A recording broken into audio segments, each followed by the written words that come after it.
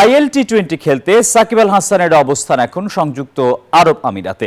সেখানে beard before wicket পডকাস্টে লম্বা সময় ধরে কথা বলেন তার ক্যারিয়ার, ব্যক্তিজীবন সহ নানা বিষয় নিয়ে। আনুষ্ঠানিকভাবে অবসর না নেয়ায় ঘরের মাঠে পূর্ণাঙ্গ সিরিজ খেলতে চান। ইচ্ছা আছে বাংলাদেশে ফিরে আবারও রাজনীতিতে যোগদানের। সাকিব আল হাসান মানে কিছু রহস্য। ক্রিকেট ক্যারিয়ার তার বর্ণিল হলেও ব্যক্তি জীবনে তিনি সবসময় রহস্যের জন্ম দিয়েছেন।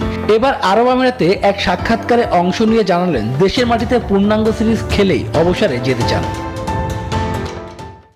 এখনই জাতীয় দল থেকে অবসর নিইনি, দেশের মাটিতে পূর্ণাঙ্গ একটি সিরিজ খেলে আন্তর্জাতিক ক্রিকেটকে বিদায় জানাবো। সেজন্য আমি ফ্র্যাঞ্চাইজি টুর্নামেন্টে অংশ নিচ্ছি, তবে সেটি হবে আমার শেষ সিরিজ। সেখানে ভালো করলেও আর খেলবো না।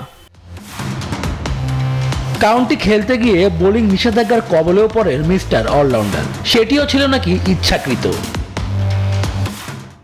পাকিস্তানে আমি টানা 2টি টেস্ট খেললাম। ওই সিরিজ জিতে আমি 4 দিনের ম্যাচ খেলতে গেলাম। আমি শুধু ভাবছিলাম আম্পায়ার অন্তত প্রথমবার আমাকে সতর্ক করবে, কিন্তু নিয়ম অনুযায়ী তার অধিকার আছে। আমি অভিযোগ করিনি। আমার মনে হয় আমি কিছুটা ইচ্ছাকৃতভাবে সেটা করেছি, কারণ আমি 70 ওভারের বেশি বল করেছিলাম। আমার টেস্ট ক্যারিয়ারে কখনো 70 ওভার বল করিনি। টন্টনের সমারসেটের বিপক্ষে সারের হয়ে 4 দিনের ম্যাচ খেলেছিলাম। আমি খুব ক্লান্ত ছিলাম।